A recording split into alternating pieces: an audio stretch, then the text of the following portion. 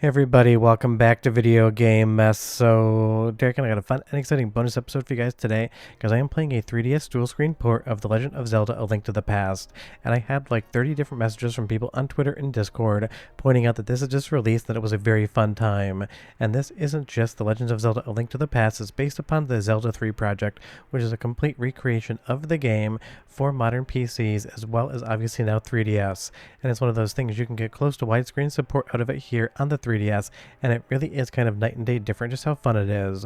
But you don't want to look at the screen like this the entire time, so I'm going to switch it up so you can actually take a look at the primary play field, and I will put the second screen at the bottom right hand corner as you see now. Now obviously I am not playing this on a 3DS because it's very difficult to capture in high quality, so I'm using Azahar and then basically loading in the Zelda 3 files so that I can actually play in a 3DS emulation environment and go ahead and load everything in from there. But you have the bottom right hand screen, and that's what you're going to see at the bottom of an actual 3DS. You have the overworld map, you have all the icons and everything else. It does seem to like take a second or two just to actually load into the proper map, maybe a room or so in, but that could be that I'm emulating it as well, considering this is meant for real 3DS hardware. But honestly, it's a fun party trick and I absolutely love it, and it really is kind of a conversation more about just how much can be done with retro games that isn't a recomp or PC source port right now. Because even if the foundation of this is exactly that, something like a dual screen 3DS mod just kind of gives you a new way to play a classic game. Because I still absolutely play my 3DS at least once a week when I'm sitting around, maybe on the couch, hanging out after I'm done for work for the day before my wife comes home. It just has so much homebrew, and I really enjoy stuff like this. And honestly, if you take a look at it, it really is just the same incredible game we've always had with A Link to the Past, except made slightly more interesting, and maybe even, as I say, slightly better than if you played on a Super Nintendo emulator, FPGA core, or even real hardware. Because honestly, I really love in 2026 how many different pivots we're getting to classic retro games, between decomps, recomps, PC source ports, brand new emulators across both console as well as arcade, and a bunch of emulators that are actually enhancing games that never had enhancements before. Being able to do something like this is just a ton of fun. And just so you know, the base of this project, the Zelda 3 project, you can go ahead and run that on your PC as well. You can get pretty close to 16:9 support in areas of the actual game where there is artwork and backgrounds that scroll left and right. And that's basically what you're seeing here. Obviously it's keeping to the 3DS aspect ratio, which is just short of 16:9, but in areas like this where we only have the ability to scroll up and down, not left and right, you're not going to get that widescreen. But it adjusts itself basically instantaneously and really gives you a good look at just how the game was made. And now you can see in the bottom of the screen we have the entire map of the castle, all the basement areas. You can kind of click around and navigate around if you so need to. Now obviously if you played this game before, most people are going to have a decent memory of where you're actually supposed to go, but this would be a great new feature for newcomers because trust me, I'm sure you played this game, clearly I have more than once, but there are still a ton of people out there, especially younger generations, that are getting a little bit bored with modern gaming being so stale and kind of copy and pasty. They might actually come into something like this, because I get a lot of comments and a lot of chats about the 3DS asking me if it's still worth picking up today from people that maybe didn't have it when it was new. I absolutely still think it is an incredible overall platform, and this is the type of thing, a port like this could be brought over to any other dual screen handheld as well, because we see those coming across on the emulation side of things. But the main impetus for this video, other than it's a bonus and kind of fun to talk about, is that there's so many different enhancements and mods that could still come to retro games that would make this a ton of fun. And if this video does well, I'll probably talk about Project Bakori, the overall Minish Cap PC port that now has a 3DS version as well, doing the exact same thing. And honestly, that one I think might work even better just because there's a lot of items in that game to kind of navigate around with, and not having to go into submenus all the time really does speed up the gameplay. Because that is the thing, sometimes having to go through all the menus in a Zelda game can be a little bit cumbersome, especially when you're in there for the 50th, 100th, even 200th time in a gameplay session. Or if you can just click or tap down below, definitely speeds things up exponentially. Well, let's do a soundtrack sample just because you want to hear the audio coming out of the 3DS, because why not? So go ahead and listen, and I'll be right back with more.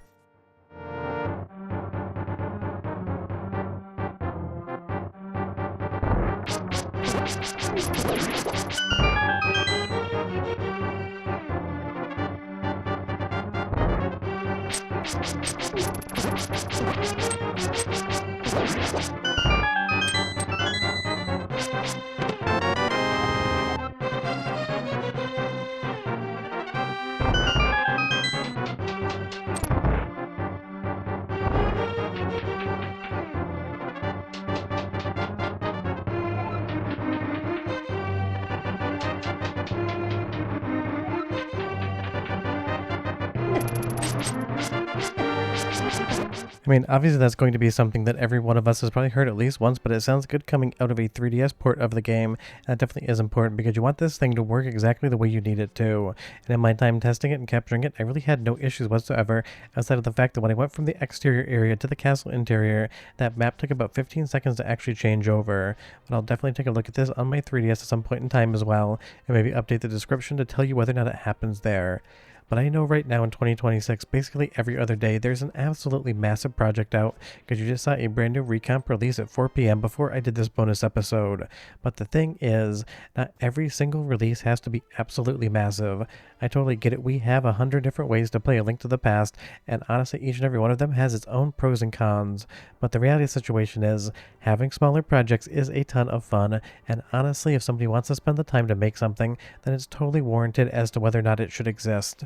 And just so you know, because I like to tell you guys in the video whether or not there is any use of it, it seems like there is some light LLM or Jenny 5 usage around this one.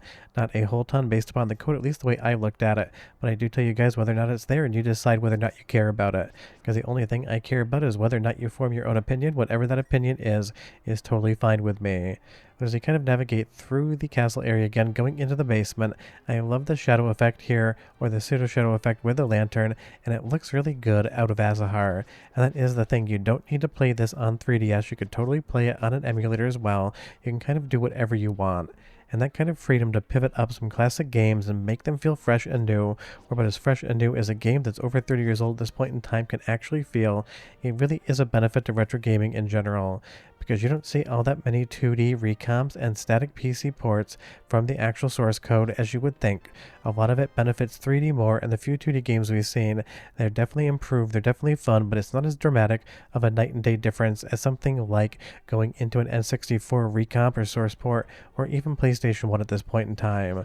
But there is still a lot of fun to be had on the 2D side of things, and again, because this is based upon an actual decompilation and recreation project, you kind of get the best of both worlds. A new release of it as well as a modified release of it. Would you tell me down below, dual screen, into it or not? And like I said, this is why I'm running it as a bonus episode. Not everything is foundationally quote-unquote earth-shattering new. This isn't going to be a Symphony of the Night PlayStation 1 recomp out now size video, but I like to showcase some of the smaller things that I see or people send to me that I'm actually kind of entertained by. Because we just saw the Ocarina of Time 3D get a single screen modification, and now we have A Link to the Past getting a dual screen modification. And that begs the question, it's a fun one, so give me your answers down below. What single screen game would benefit from becoming dual screen, and what dual screen game would be benefiting from becoming a single screen experience? For me, I'd love to see Kid Icarus on the 3DS brought down to one screen and have much better controls put in. And for the dual screen mods, I'd love to see all the Game Boy Advance Castlevania games get a map and kind of inventory at the bottom of the screen. Maybe that exists, I didn't actually look it up, I just go with the flow on these ones. One more soundtrack sample and I'll be right back with a bit more.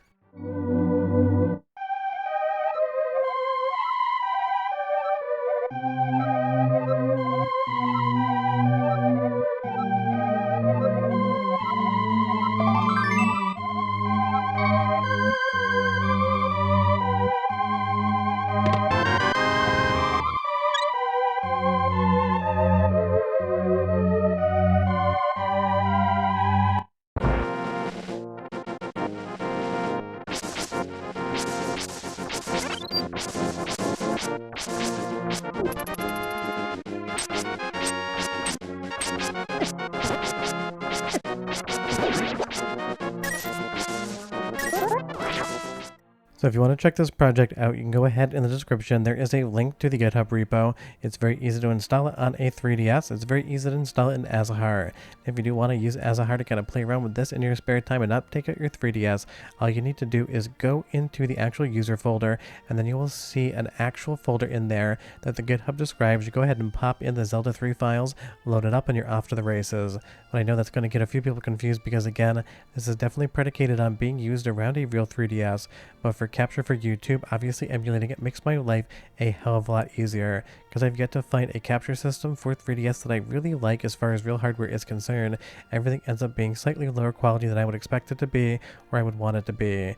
But short of that, hope you enjoyed the bonus video. Not everything is massive, but everything can still be fun, and I'll see you guys next time. Bye bye.